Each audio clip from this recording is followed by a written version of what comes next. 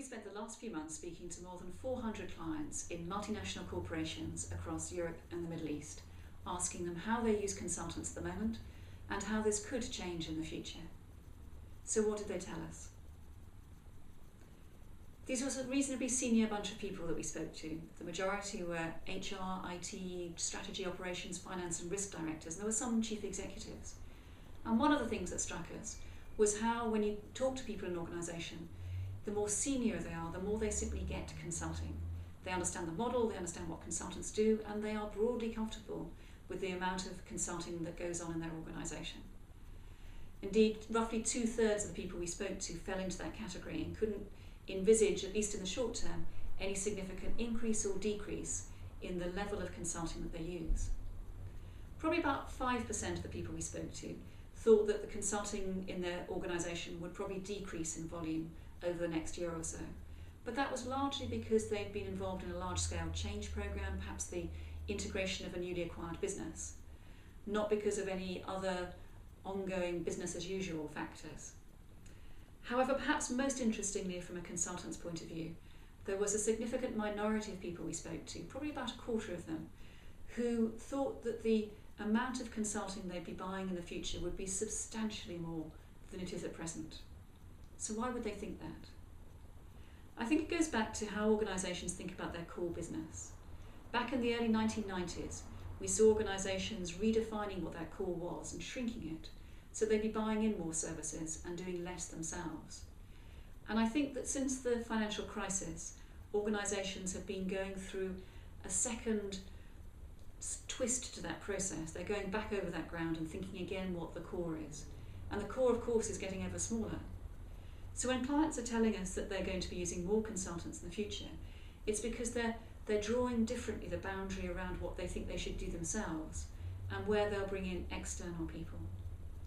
It doesn't necessarily mean they'll be using consultants for all of that work, but they do see that there'll be more that they're buying in rather than having as full-time employees.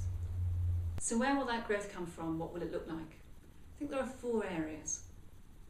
The first is around cross-selling consulting services.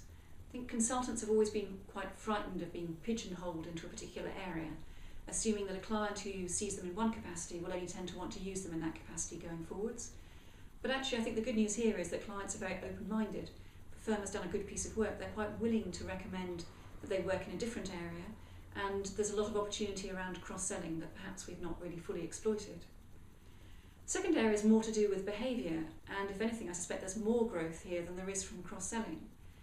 Clients who are hiring ex-consultants onto their own staff or setting up internal consulting units need to be able to work with consulting firms in different capacities. In some cases, they're buying in specialist expertise, but they may also want people to work side by side with their own expert staff, adding extra pairs of hands. And that could change the relationship and the way that they work with consultants. But consulting firms that can demonstrate they can work in those different ways stand to grow on the back of that. I think that leads into a third area of growth, which is actually about delivery models. There was quite a lot of frustration from clients about what they saw as being quite a rigid way of working. Consulting firms are still using the same model of doing consulting that they had 30 or 40 years ago, whereas clients themselves have been through a whole series of different changes and restructuring and threats and opportunities that's changed their shape. But the shape of consulting hasn't changed that much. Clients would like sometimes just to have experts and not have junior people. On other occasions they'd like to have junior people and not have experts. They don't necessarily want to have the traditional consulting team all of the time. And they're frustrated by what they perceive to be a degree of rigidity among consulting firms about the way they work. So there are opportunities for growth there in terms of changing the delivery model and being more flexible about the way it's delivered.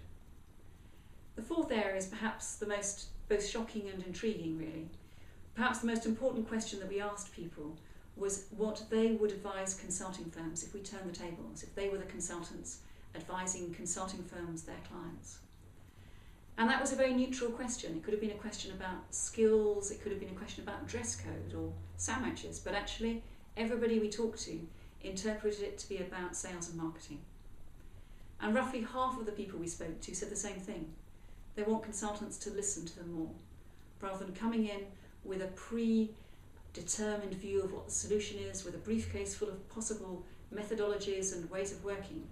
They simply want consultants to listen to them. And as a result of listening to them and bringing knowledge about their industry, they want them to understand their business. They also want them to be honest. I think we shouldn't underestimate how, if you're a very senior person in a large-scale corporation, how difficult it is to get genuinely honest feedback.